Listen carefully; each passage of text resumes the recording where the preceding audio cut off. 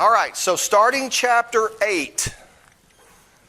And again, many of us are experiencing this now, even if we're experiencing something due to pollen, which we call allergies. This is all part of our immune system, our body's way of protecting us from what? Germs, that great scientific term that collectively means all these microscopic bad things that want to make us sick. And there's all kinds of germs all over the place. Where's one of the best places to pick up germs? Doorknobs. Public restrooms. Okay, this is kind of bad. But you know, we're family in here, right? We can talk about anything, right? In the women's restroom, where is the dirtiest surface in the women's restroom? It's not the doorknob. Huh? Close, not the toilet handles. Huh? The sink handles, where you turn on the warm and the cold water. That's the dirtiest surface in the women's restroom. Where's the dirtiest surface in the men's restroom? It don't say everywhere. That's the doorknob. Why?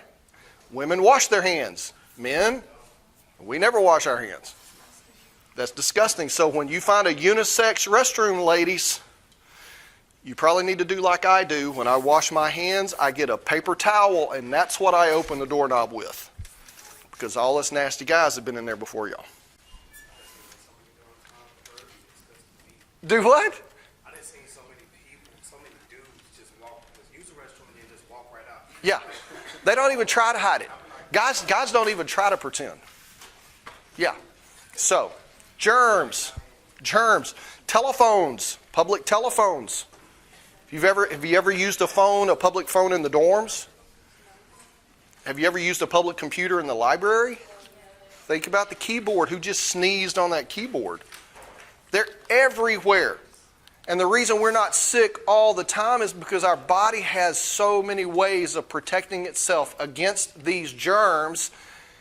Now we're going to step up to the scientific term we call pathogens. Pathos is Greek that means disease. Gen means generating. So a pathogen is a disease-generating organism. And they can be bacteria. They can come in little rod shapes, or they can come in little spherical shapes, or we can talk about viruses, a number of different viruses that we have, not the least of which is HIV. So first, bacteria. Single-celled organisms. Have we talked about this term yet? Prokaryotic. Basically, prokaryotic means no nucleus. No membrane-bound area that contains our genetic material. You've got either DNA or RNA, but it's not contained within a membrane-bound nucleus. And these are thought to be fairly primitive, more primitive organisms on the planet. Now, how many of you have experienced sore throats lately? I know some are experiencing it right now. Probably not Legionnaire's disease, but tonsillitis. That's one that usually jumps up and gets us. Sometimes you will have your tonsils removed because it inflames the tonsils so much you have difficulty swallowing or breathing. They really resist taking that out as much as they used to 50 years ago. But pneumonia, tuberculosis, which sometimes we just shorten to TB, botulism, these are some fairly common and fairly dangerous diseases that are in fact caused by bacteria out in the environment on various surfaces that we can contract at any one time. Now, not all bacteria are pathogens. Not all are bad. Did you know you can actually buy bacteria in a supermarket? Did you know that? Probiotics, that's one place that you can get them. Probiotics, if you read the label, It's just going to tell you how many billions of bacteria are inside that little capsule. Where else can you buy bacteria? Yogurt. Acidophilus, active acidophilus cultures. That's a kind of bacteria that lives in your stomach. These are supportive bacteria that you need inside your digestive system to help, number one, process certain materials, but two, to help fight off the bad bacteria. Now, there's some controversy about the probiotics. Have you read about that lately? That people that are taking probiotics, the sort of conspiracy theory is that some of the bacteria, because of the high levels, are leaving the digestive system and infecting other parts of the body. Now, I've only seen that on Facebook, and we know how true that is, right? I've not seen any primary literature about that, but so far, I think the health benefits of probiotics drastically outweigh whatever risk or conspiracy theories that might be out today. So probiotics, either naturally occurring like we see in the yogurt, or the, I don't know if I can call them pharmaceutical-based, but the probiotic tablets or capsules, those are fairly health beneficial, but you've got to have them inside your body. Now, viruses are a different beast. I don't think we have any good viruses that I can really mention. But these are, in fact, the smallest of the infectious agents. There's other things that we're not going to get into that are smaller, that are starting to get some attention that might be infectious, but for the scope of what we do here in this class, we're going to stick with viruses as being the smallest. Now, viruses are going to be fairly simple in their design. First of all, they have no organelles, they do not grow, and they cannot reproduce without a host. They just can't. They're basically a protein coat, and you see the green sphere with the red lollipop sticking around. That's kind of the protein coat of our virus. And inside the little purple spiral that you see, that's either going to be DNA or it's going to be RNA. Maybe double-stranded DNA or single-stranded RNA. But that's just the simplicity of a virus. And the virus just floats around until it attaches to a receptor on a host cell. And that attachment is going to cause the virus to go into the cell, and the genetic material inside the virus is going to convert that cell into a viral factory. And it's going to make the cell produce hundreds and thousands of copies of the virus until there's so much virus inside the cell dies and all the new virus escape. And to say that's a life cycle of a virus, it's kind of not accurate because viruses aren't in fact living. It's kind of weird because they make you so sick and they can multiply if they're inside a host cell, but it's basically just stuff, non-living material that makes you sick. Now, we're good with colds, right? We all know what that does. Did you realize warts are a type of virus caused by a virus of the skin? Chickenpox, which many of you probably hadn't had the fun of experiencing chickenpox. Anybody actually had the chickenpox? Really? Man, it's getting more and more rare that people actually have the chickenpox. We're going to talk about vaccines a little bit later, and you've all had the chickenpox vaccine at this point. We didn't have the vaccine when I was a kid. Parents did something else, and we'll talk about those evil parents when we get there.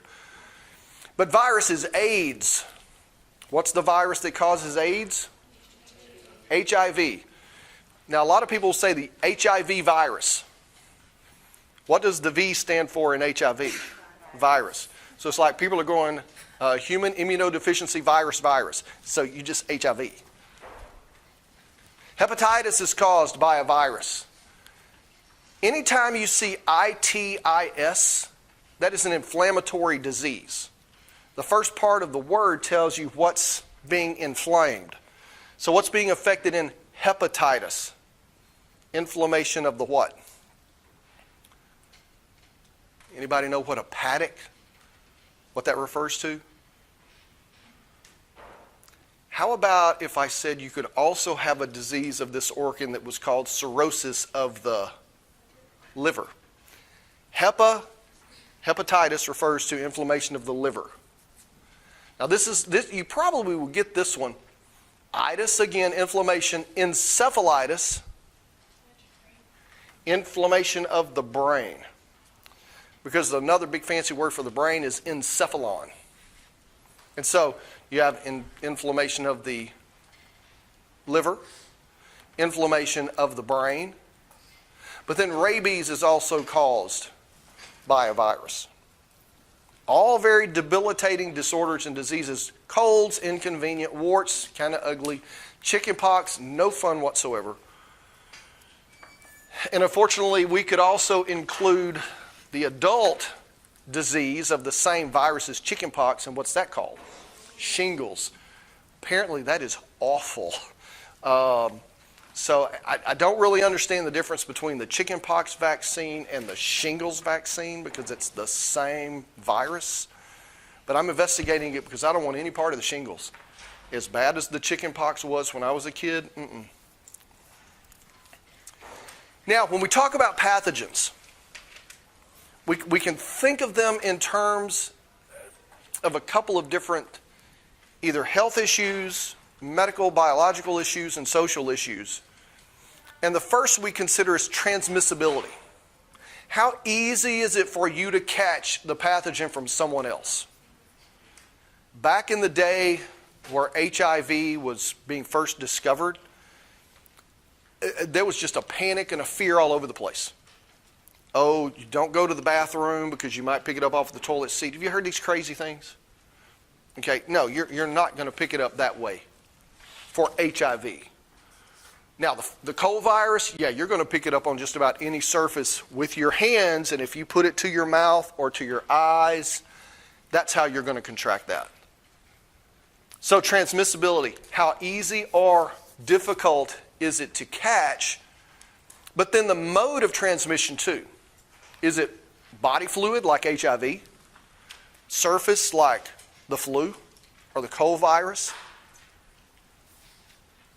This is also going to be a factor in how easy or difficult is it to pass on. And then the last one, not that these aren't important, but this last one called virulence. This one's a brand new word for you possibly. Virulence is how bad a pathogen is. The cold virus. High or low virulence? Low. I mean, it's not pleasant. You sneeze and you cough, but you're not worried about dying from the cold virus. HIV, high or low? High. Ebola, high. So do you see transmissibility and virulence are two factors when we talk about these pathogens that can really affect your quality of life and the length of your life. So the best thing to do your best to avoid them at all costs. Oh, I kind of got ahead of myself. Colds, we said low virulence, but it's easy to catch. You'll even see some people walking around with masks on. Now, some people do that because their immune system is lowered.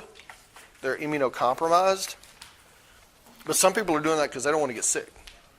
Especially in very densely populated areas, especially in Asia. When you see, I think it's some people in China, other Asian countries, there'll be a lot of people in real close quarters and they're wearing masks. Because when you're that close, it's very easy to catch some of these. HIV, moderately transmissible, not nearly as easy as a cold, but its virulence is higher than we see with a cold. And we'll talk quite a bit more about AIDS, acquired immunodeficiency syndrome, and the process of that may take upwards of 10, 12, 15 years from initial contraction of the virus until you start seeing symptoms or you actually die from AIDS. Bubonic plague. This is not something we have to deal with, thank goodness. It's still around. The virus is still around. But the bubonic plague was fairly easily transmitted, and it was very deadly. Now, these numbers are staggering. Think about the number of people that live in Europe, okay? Just imagine in your head the population of Europe. Now decrease that population almost by a third. That's how many people died from the bubonic plague. And do you remember how the bubonic plague was transmitted? Okay, the rats had it. How did humans get it? The fleas that were on the rats, when they bit the people, that's how it was transmitted. Say, have you been around pets? You got pets? Your pets ever have fleas? How easy is it to get rid of fleas? It's not. Think about in 1350. No, it's not easy. And again, in these larger urban areas where their waste was out in the streets and their garbage was in, it's a great place for rats to live in, especially in London. So, of course, the bubonic plague ran rampant until they started cleaning up and realized that it was the rats, and when you get rid of the rats and decrease the rats, that helped the people. Flu. This is bad. Easily transmitted, high virulence. I mean, people die from the flu every year, right? 1918, the Spanish flu. In 1 year, 20 million people died from the flu. 20 million. I mean, these numbers are mind-boggling to me that this can happen. That's why every year, right in the middle of football season, if not sooner, I get my flu shot. Now, let's be honest here, okay? How many people have been diagnosed with the actual flu? You went to the doctor, they did the test, you had the actual for real flu. Because a lot of people have a bad cold and they say, oh, I got the flu. No, you ain't got the flu. How bad was the actual full-blown flu? Pretty bad. I lost like 12 pounds. The real flu. Okay. Yeah. I mean, nothing. Cold times a million. I mean, you don't want to eat. You ache. You can't sleep. You got a fever. So, I am very pro-vaccine. Now, the flu vaccine is not going to be 100% bulletproof. But if it's going to give me any chance of not catching the flu, I'm going to get that beast. I'm going to get it. Because if I was going to get it anyway, I was going to get it anyway. But if it could somehow prevent it, then yeah. You do not. No, they don't want the flu. Ma'am, they don't want the flu. Okay. Listen to them. Don't listen to me. It's horrible. Absolutely horrible. And people in the United States today, developed United States, the most advanced country in the world, people still die from the flu every year. Whether they had the shot or not, they still die from the flu. Now, fortunately, this one is not prevalent in the United States. There's some underdeveloped countries where you may still encounter this. The Ebola virus. I didn't even put transmitted or virulence because this number blew me away. 80% of those that are infected with Ebola, 80% that contract Ebola, 2 weeks later, are they still around? You die from this thing in 2 weeks. Now, I can think of a lot of ways to go. That ain't one of them. No. I think we need to have some of that for our worst criminals. You know? Like the people that kill children and just these awful, evil monsters. And if they catch this bomber in Austin, maybe they should give him some of this Ebola. I mean, it's just the evil in the world. Because that's got to be the worst way to go. Right? Yes, ma'am. Ebola, if I'm not mistaken, and I am speaking strictly from ignorance here, okay, because I'm not a virologist, but I believe Ebola is going to break down your organs. It's almost going to liquefy you on the inside. I believe also it is a hemorrhagic virus, meaning you're going to start bleeding internally. I don't think it's where you get hemorrhagic fever from. I don't think that goes together. But, yeah, it's not good. Nothing's going to get away from Ebola. But again, it's not something we have to worry about here in the U.S. Do what? We have scares all the time. I don't know that it was ever real. There was something happening out in Arizona, and maybe that's what you're talking about. But I think there was either that virus or something else that was thought to... Is what? No, I mean, that's just the mosquitoes. This was something else. It wasn't Ebola, but... Huh? No. It was another nasty virus, but I don't think it was Ebola. This was a couple years ago, I think, when they had that. I think it might have, because one of the preachers in my church stood South Africa and had to get the shot. Extra prevention. Yeah. If there was any chance of catching it somewhere, I don't think I'd visit. And if I did, I'd look like one of those hazmat people in the bubble suit. Because even though our body has a lot of defensive, there's some pathogens that can still get through and still affect people. And so one of the first systems we want to talk about as far as your immune system and your immunity is going to be the lymphatic system. Now, do you remember we mentioned the lymphatic vessels when we were talking about your arteries and veins? And the lymphatic vessels are going to take this extra fluid that drains out into your tissues and help return it back to the bloodstream. And in part of doing so, it's going to wash, your blood fluid is going to wash through your tissues and wash pathogens into this drainage system. And in doing so, it's going to bring pathogens to the area where we have a high concentration of white blood cells.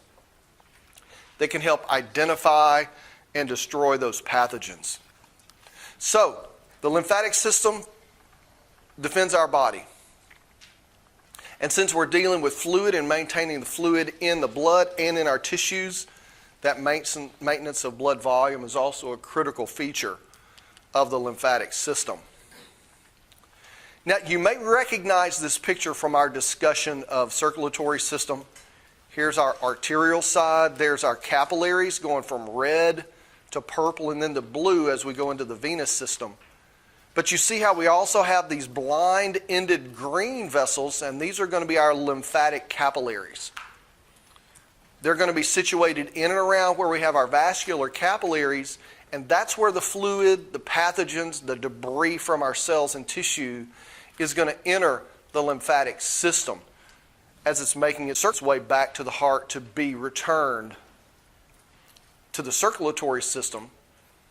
But before we get there, we're going to filter the stuff, to filter out the debris, to filter out the pathogens before we put it back into the system.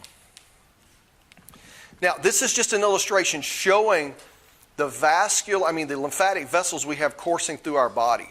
Our arms, our legs, our torso, our abdomen, our pelvis. And all of these vessels are draining upward or from the head and neck, draining downward toward the heart. And we have some fairly large vessels, and I'm not going to expect you to know the names of these. I just want you to see how extensive this network is. And as you look at some of these areas, especially in and around the groin, in our abdomen where we have a lot of our digestive organs, we're going to have a lot here in our neck, and we're going to have a lot here in our armpit region. You see these little swellings, these enlarged things, those are going to be our lymph nodes. And the lymph nodes are going to be where we have a really high concentration of white blood cells, those immune system cells. So within this fluid that's draining in our lymphatic vessels, in addition to having our white blood cells, we have proteins that we've picked up, fats, but we also have the occasional pathogen that's going to be washed into the lymphatic system. Because that's essentially what we did as the fluid leaves the blood in those capillaries. Because remember, capillaries, the vessels that allow exchange. You're exchanging gases, nutrients, waste, but some of this fluid's going to leak out, and it's going to basically give our tissues a car wash. And that dirty water is going to end up in the lymphatic vessels, and in doing so, we're going to have those pathogens that are contained in that lymph. And as that lymph fluid, we call it lymph now. We don't call it plasma. We don't call it interstitial fluid. If it's in a lymphatic vessel, it is called lymph. Then that material is going to be filtered and processed in those little, they look like kidney beans, if you will. These structures are called lymph nodes. And they are, in fact, filters. We have a lot of white blood cells that as debris comes in, the white blood cells are going to gobble it up and process it. We have other white blood cells that are going to recognize markers on pathogens to know, hey, you don't belong here. Let's get rid of you right now. Because you think of the lymphatic system almost like this. My dad, growing up, he would always tell me when I was sick that I needed to take my medicine because I had these little soldiers in my body that were going to fight off the germs. Well, when you think about soldiers going out in the field looking for the enemy, which would be easier? Having the soldiers have to go spread all over a country looking for a few enemy soldiers? Or would it be easier if the soldiers just stayed in their camp and a big flooding rain came and it just washed all the bad guys right into their camp? I mean, which is easier, right? That's what your body's doing. It's just sending a flood, this fluid that's coursing through your tissues, and it's washing all of the germs right down into the lymph nodes, and that's where the soldiers are. That's where your immune system cells are. Much easier to remove them at that point. So our lymph nodes are only one of a number of important lymphatic organs and structures where you have a high concentration of these white blood cells. Our spleen, we'll talk about that. Thymus is another lymphatic organ. Your tonsils. Your tonsils are an important organ, and that's why surgeons don't like to take those out unless they absolutely have to. Because with your tonsils in the back of your throat, it's going to be one of the first locations that a pathogen trying to enter your body through the mouth is going to encounter. So you've got a lot of those white blood cells there to try to protect your body from those pathogens getting even further into your body. Now, has anyone ever had their tonsils taken out? A couple of people. Did they just take your tonsils out? As long as they're in there, they're going to take out your tonsils and your adenoids. Now, maybe they don't do it as much as they used to, but typically, if you have abdominal surgery for any reason, what else are they going to take out? Your appendix. Because they're like, as long as we're in there, the appendix really isn't doing that much good. Let's go ahead and take it out now, so just head that off down the road. The adenoids are kind of the same way. As long as we're digging around back there, let's take them out.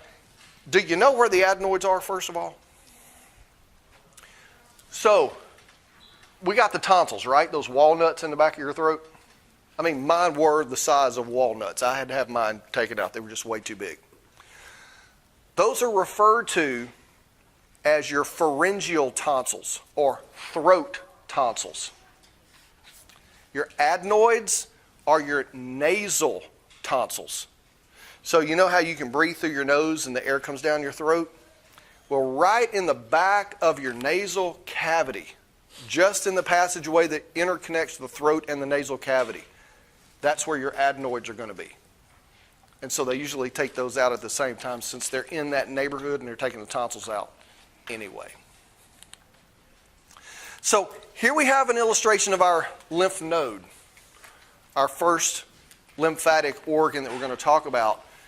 And the first thing I want you to notice when you look at these vessels, and here we have a couple of lymphatic vessels that are bringing material into the lymph node. Do you see these little cup-shaped things right here? Do those look familiar to anything we've talked about before? Do you remember in our veins in our legs? Valves.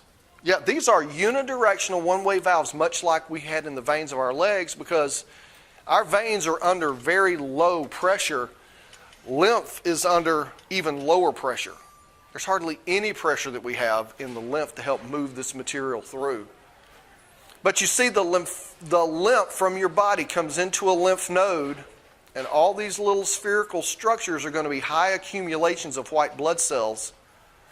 And all that material filters through all these cells, and then the cleaned fluid leaves through another vessel that's going to take this fluid on where it's dumped back into the circulatory system. So you see how it actually, in fact, looks like think of it almost like a swimming pool filter. Except in this case, the cells are what's filtering the material. Now, as I mentioned, we have a number of locations where we have a very high concentration of lymph nodes. Not the least of which is going to be your neck and your armpits. Now, have you ever not felt well and you go to the doctor and the doctor listens to your heart, says take a deep breath, hold it, listening to your lung, listening to your breathing, and then have you ever had the doctor get their fingers and start doing this on your neck, on the side of the neck, and a lot of times they'll push around on your abdomen, or sometimes they'll either go under your arm. They're checking to see if any of your lymph nodes are swollen. Because what's going to happen when your white blood cells encounter a pathogen, they're going to begin to multiply. And they're going to multiply so that they can make more of themselves to fight off that particular infection. And as you make thousands and millions more of these white blood cells, where are they going to go? They're inside the lymph node. That lymph node is just going to get bigger and bigger. So a swollen lymph node is an indication of an infection, your body fighting something off, and that's what the doc is looking for.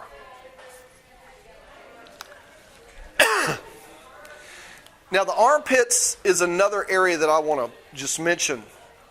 At first, of course, the groin and the digestive tract, these are locations where, your pathogens also are trying to gain access to the body. We're pretty familiar with breast cancer, right? And when you say the word cancer, I want you to understand that means that these cells have spread throughout your body. Just having a tumor doesn't make it cancer. But when the tumor cells spread, now it's cancer. And tumor cells can spread through your bloodstream.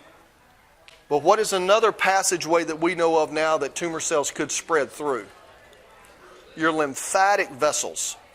And your lymph nodes are one place where these cancer cells can get stuck and you start forming more and more tumors.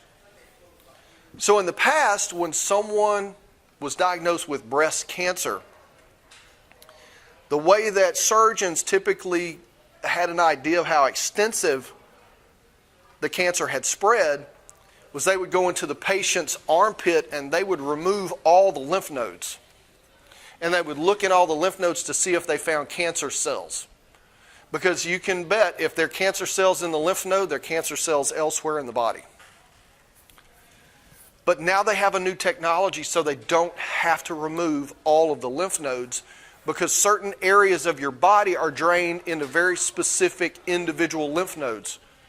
It's not just random access to any lymph node. So what's done now, if you have a mass, if you have a tumor, then this is not fun to think about, but they will inject radioactive material into the breast tissue in the location of the tumor. And they'll wait a short amount of time, and then they will find the lymph node that is radioactive. And that's referred to as the sentinel lymph node. Then they will dissect out that one lymph node and look and see if there's cancer in that one, rather than removing all of them. If they don't find any cancer, chances are the cancer hasn't spread to that lymph node. If you do, then in fact you've got to do more steps to determine where the cancer is. No. Lymph nodes will not grow back. And that's why you don't want to remove all of them if you don't have to. Because, they're active filters, they're active immune protection. If you remove all the lymph nodes, you've lost all that protection on that side. So that's why they've gone to those steps, looking for those sentinel lymph nodes.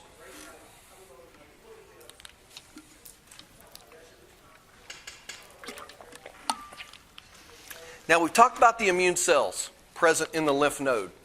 I want you to understand that there's two generic types.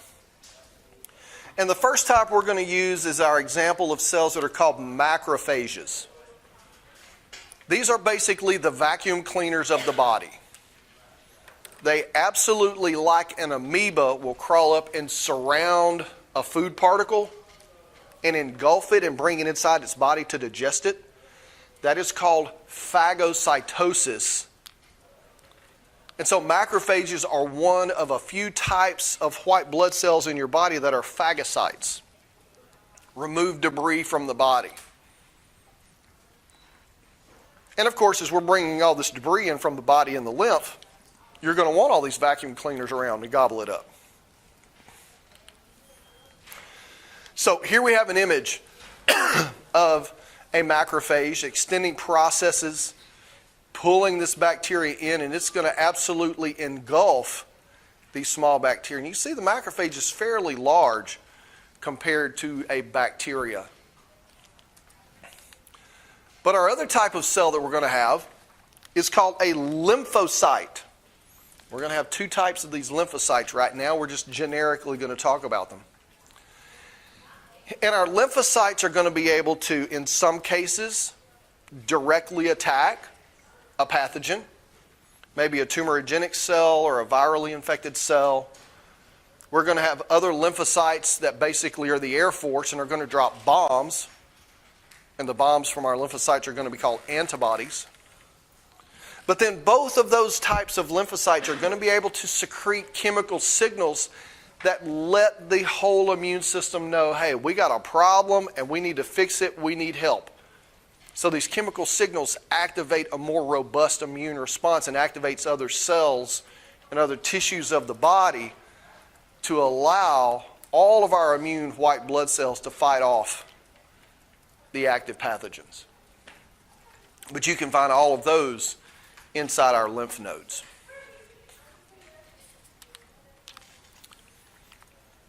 All right, so let's shift gears from our small little pea-shaped lymph nodes. Now we're going to go to our largest lymphatic organ, and that's going to be the spleen. Your spleen is typically going to be on the left side of your body, right beneath the curvature of the stomach. And I think we mentioned when we talk about circulatory system that it's going to be the location where we remove damaged or dead red blood cells. The beginning of that processing point. And we can divide our spleen up into red pulp and white pulp. The red pulp, that's going to be the area where we're processing the red blood cells. The white pulp, that's going to be the area where we have a high concentration of our white blood cells, and much like the lymph nodes, we're going to filter material, the plasma that's coming in from the body, and our white blood cells are going to be there to help get rid of those pathogens. Both macrophages and our T cells are going to be also in this filter to remove that debris and those pathogens.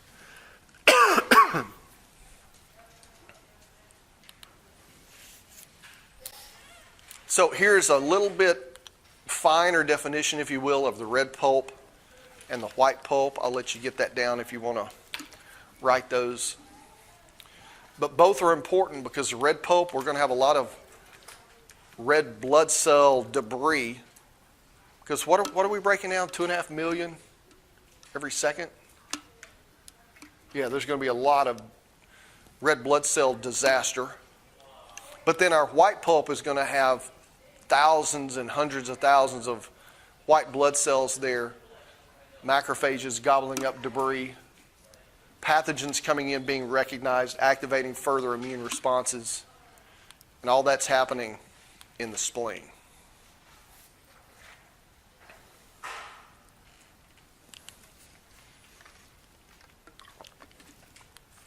In many ways, our illustration of the spleen looks a little bit like our lymph node. But the big difference here is we don't have lymph coming into the spleen. We actually have our blood from our circulatory system. We have a splenic artery coming in and a splenic vein taking out the clean, oxygen-depleted blood, leaving the spleen going back to the heart. All right, adenoids tonsils. We've already talked about them a little bit. The tonsils, those are going to be your pharyngeal tonsils in the back of your throat. Your adenoids are your nasal tonsils. These are going to be largely filtering, especially your adenoids, filtering air. Because, you know, the influenza virus and the cold virus, that's going to be just brought in for breathing this material in. And these are going to be some of the first filters and first high concentration of white blood cells that we're going to encounter. Whereas your pharyngeal tonsils in your throat, that's also going to be filtering, and coming into contact with any pathogen you're bringing in while you're eating or drinking material. So here we can see, again, if you look in the back of the throat on either side of the uvula, you're going to see our pharyngeal tonsils. And again, there's our pharyngeal tonsils in this coronal section. And then the adenoids are going to be back here on this back wall of your nasal cavity. Again, it's basically the same type of tissue, only very slight differences between the adenoids and the pharyngeal tonsils. It's just, again, a high collection of white blood cells ready to protect you from any pathogen that's trying to get into your body.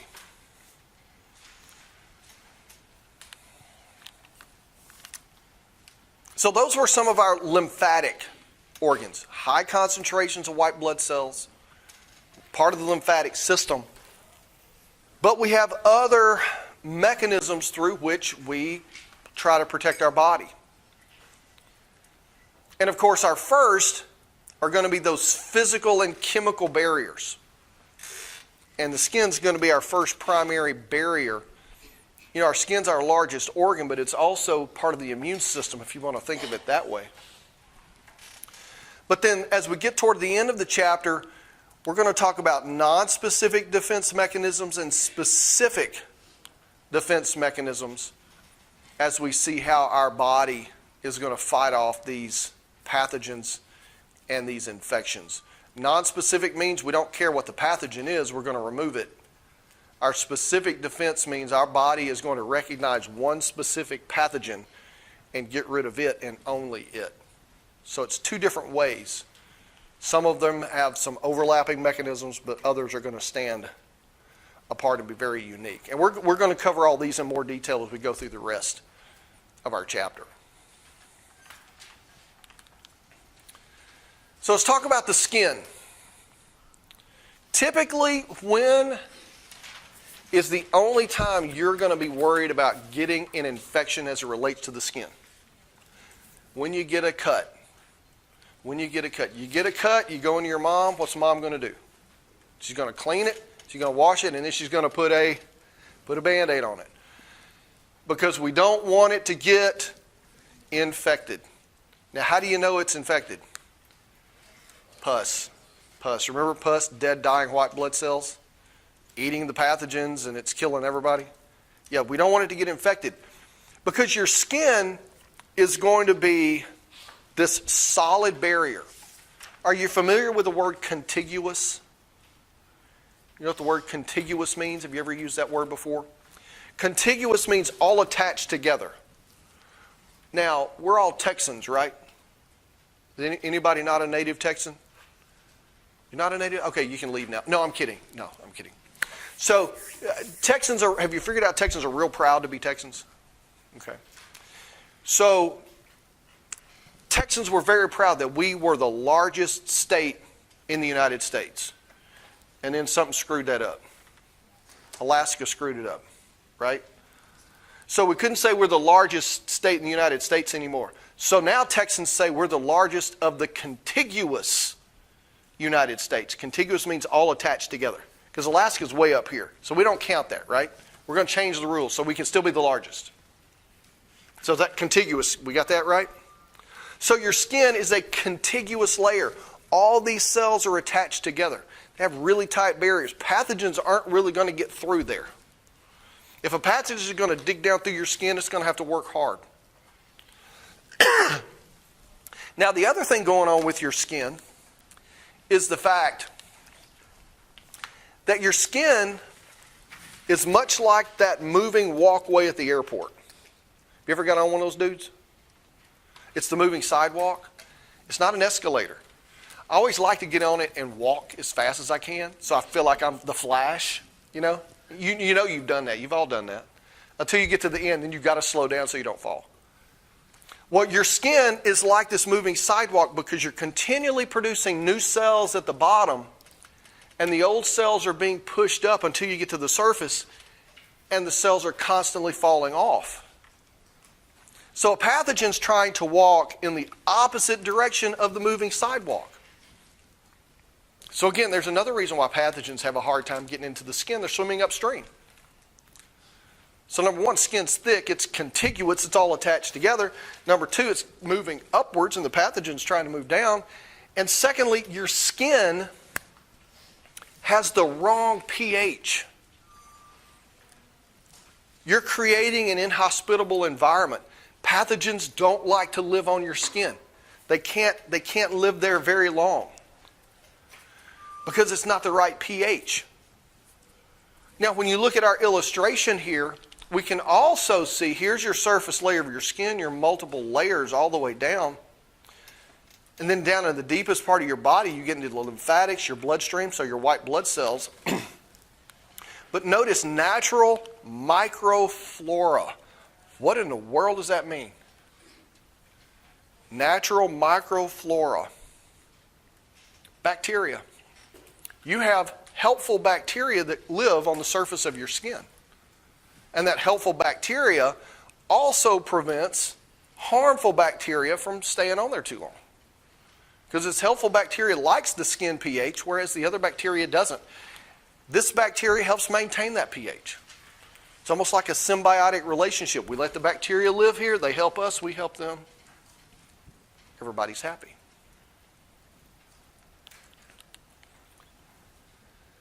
Now here's some other means with which we can protect ourselves from pathogens. Our skin, that's going to be the first line of defense, right? But if a pathogen bypasses the skin, let's say it tries to get into your eye, and you know your eye is one of those areas that you have to protect more than anything else. Because what does your eye have a direct connection to? Your brain. If your eye gets infected, these pathogens could travel up the optic nerve and get to your brain. So you've got to protect the eye at all costs. And so we have a couple of mechanisms, not the least of which we're continually producing and washing our eye with what? Tears. I mean, our eye's continually being bathed with tears. It moves down into our tear duct, and guess where that material goes? It drains into your throat and it goes down into your stomach. But in addition to washing your eyes, we also have a squeegee that's working overtime. You know, you there when you fill up with gas, you put all the liquid on there with the sponge, and then you flip it over, and you squeegee it off, right? What are our squeegees? Our eyelids. We're constantly blinking. We bathe the eye. It's just like washing your windshield. We bathe it, squeegee it off. Bathe it, squeegee it off. Continuously. Any pathogens that get there, they're not going to be allowed to stay. Now let's say, okay, we got a pathogen that says, okay, I can't get through the skin, the eye, no, I'm not getting past the eyelashes. I'm going to get in through the mouth. What's the first thing that they're going to encounter, a pathogen is going to encounter in the mouth? Saliva. We have enzymes in saliva, not the least of which is this enzyme called lysozyme that kills bacteria. So now what are we going to do? We can't get in through the skin. We can't get in through the eyes. Can't get in through the nose because we've got the adenoids back there. Trying to get in through the mouth, that's a death trap. How are we going to get in? Well, look, if you happen to get past the adenoids and the tonsils, right? Let's get into the airway. Let's get down to the lungs. We're going to be safe there, right? There's no saliva in the lungs. No. All along your airway and your respiratory tract, you have cells that produce mucus. Mucus' job is to be sticky. I know that's not a real pleasant thing to think about. But as these pathogens try to get into your airway, they get stuck in all this mucus on the side of the walls of your airway. And there are other cells that have cilia on the surface that move and beat. And the cilia are moving and beating upward. So all of this mucus with all of these pathogens are moved back up our airway until we get into our pharynx, our throat, and guess what happens to it? You swallow it. Unless you're probably a 70-year-old male, in which case you're going to make a horrible noise and hawk up a loogie. You've been around those old people, right? I don't know why old people do that, but they do. And you know when old people do that more than any other time? whenever they're hunting or fishing. Have you ever been with those folks? You're fishing, and you're trying to be quiet, or you're hunting, and all of a sudden, like, shh, what? But it's mucus, trying to get rid of all the pathogens. Oh, and I love that little picture. See, there's our pathogen, the mucus. There's our cilia beating upward to try to get rid of it. So let's say our tears that drained the pathogens, our mucus that was brought up and we swallowed, or maybe a pathogen got past the saliva, the enzymes. It got past the tonsils. It's sliding down the esophagus. He goes, oh man, I'm in. This stuff is about to go into a swimming pool. And what is that pathogen going to take a swim in when it enters your stomach? Hydrochloric acid. Do you think that's a hospitable environment? No, not at all. When I go through immune system and I look at all these things, I ask myself, how do I ever get sick with all these protective measures? But you do understand the millions and millions and millions of times we're infected every single day that we never even realize we've contracted anything. Our body takes care of it. It's just once, ever so often, the immune system is either you've not slept in a while and your immune system is depressed or elevated. You've not been eating right. Maybe you partied too hard and the immune system is knocked down. Not to bring that up after spring break to anyone. But you're stressed out. That's going to be another time where your immune system is knocked down. Those are the times that you really have to watch out for. Those are the times when these opportunistic pathogens are going to get you.